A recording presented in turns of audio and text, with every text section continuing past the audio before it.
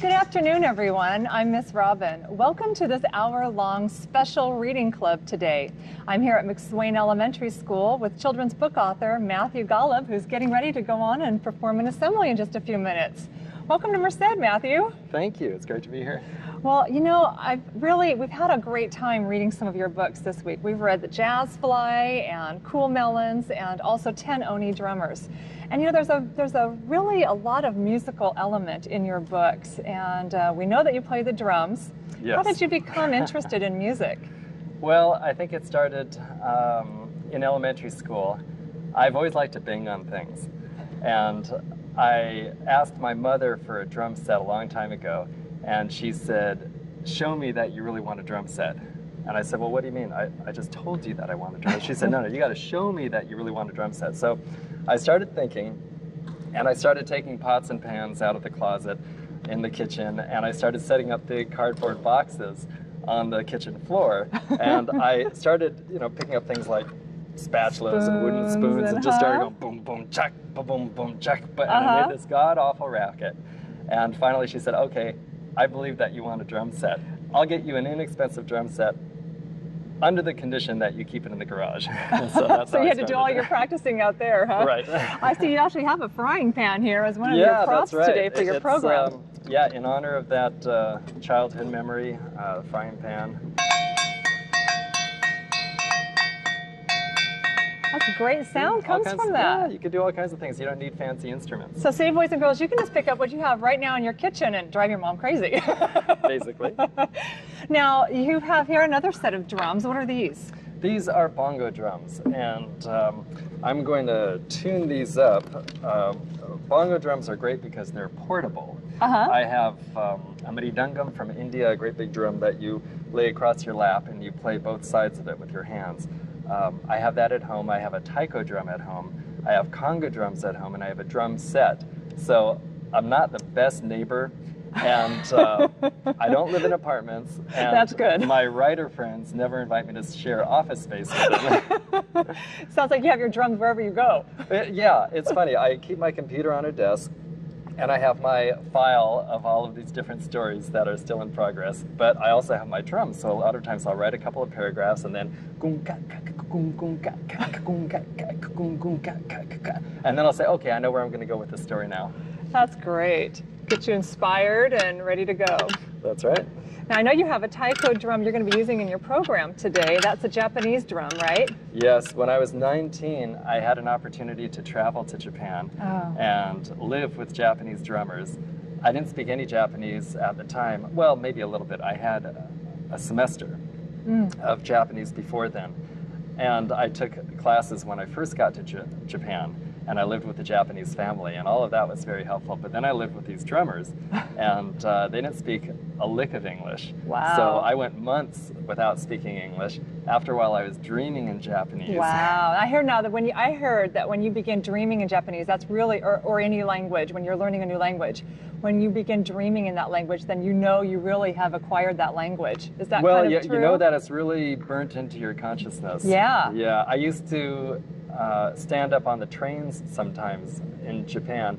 I had such a good time with the taiko drummers that after I finished college, I went to UOP, by the way, which is right up here in Stockton. Not very long, not very far away. I went back to Japan and I became a copywriter, somebody who writes advertisements, and I translated. So I had to learn a lot of characters, a lot more than I learned in college. So I'd stand on these crowded trains and I'm saying, okay, this is the character for motion, and this is the character for mechanism, and I would just be reading those and getting jostled around a bit. But sometimes I would see those characters marching past my vision in my dreams, so I thought, okay, something strange is happening here. Wow. Now the bongos are not Japanese drums. No, they're not. I use these in a Latin jazz quartet that I play with, and so you actually are like a musician. Do you do that professionally as well as being a writer? Well, when I have time, I love to play gigs. The speaking and the writing keeps me so busy that I don't have time to pursue this professionally, or full-time anyway. But I do play professionally with my group in the summer months. Wow, lots of interests. Yeah, just having fun with it. Well, if you're going to do a little do a little gig here for us? Sure, sure. See, a lot of times I use drums to get people's attention because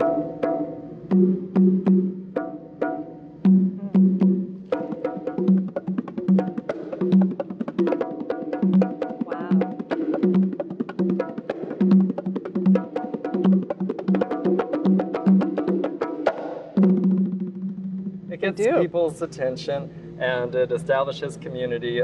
You know, there's this call and response thing. So a lot of times when I'm dealing with kids in an audience situation, I'll tap a rhythm, they'll tap a rhythm back to me, I'll play another rhythm, they'll play another rhythm back to me, and we're communicating, and it's a great way to relate to each other without even using words. That's great. So you'll be using those in your assembly today then? Yes. Now where did the bongos originate? Aren't they like Latin American countries? Africa countries, yeah, actually. Came to Latin America as people started coming from Africa, and in a typical Latin orchestra you'll have a bongo player, a conga player. The conga drums are the big ones. They're almost a cone shape, not really a cone, very graceful, elongated shape. And you play those with the entire palm. A lot of times with bongos, you're just playing with the fingers. Yeah. And sometimes I play these as if they were congas, just because I'm actually better trained as a conga drummer than a bongo drummer. Wow. Now I know in the Jazz Fly, in your book, The Jazz Fly, you actually are playing the drums on that CD as well as doing the narration. That's right. Oh, that's great. So boys and girls, if you hear that that CD that accompanies the book, you'll be able to hear some of your performance with your jazz. That's right. You know, I had such a good time doing it with the Jazz Fly that I this is your brand new book. This one's brand new. It's not even in the bookstores yet. And this is called Gobble Quack Moon. And it's set to rhythm and blues, swing. Oh, great. Classical waltzes, a little bit of rock and roll. We had a lot of fun doing this. I worked with Dennis Heisem, a very talented composer up in Sonoma County where I live. But I also played drums and did the narration. So you did that as well on this new one. So this is this is a great new innovative way to incorporate the music with these books. I love the CDs with these. It's just great. Thanks. You know, there are a lot of things going on in any picture book because you've got the artwork, and the artwork has to complement the text and vice versa. And then you throw music on top of that and it becomes all the more involved. On the other hand, the results can be striking. Yes. So fortunately, people have been very receptive to these, and I'm having a lot of fun making them. That's great. And you know, along with the musical aspect, you do a lot of playing with words in your books, especially I noticed in the Jazz Fly, and then as I've been able to have a chance to sneak preview this book. It's not even out on the bookstores yet. Yes. But soon to be. But yeah, that's right. A lot of times I'll just imitate, I'll mimic what I hear on the radio. I like to listen to Spanish language radio, and I watch Japanese TV shows sometimes, and I just shadow. If they say good morning, here we are live in Tokyo, I'll just start saying good morning, here we are live in Tokyo, a split second behind them. And that's a great way to practice different words, and then just playing with different words. If we just free our minds and appreciate the unique sound and feeling of different syllables, That's true. We get a whole new take on language. You're actually trilingual then, is that true? Yeah, You speak three languages fluently: Spanish, Japanese, and English. Yes. That's great. So boys and girls, that could be an inspiration for you. Well, Matthew, our time is up, and I know you've got to get ready for your assembly that you're going to be performing here, but I really want to say thank you for spending this time with us, and welcome again to Merced. Oh, well, thanks very much.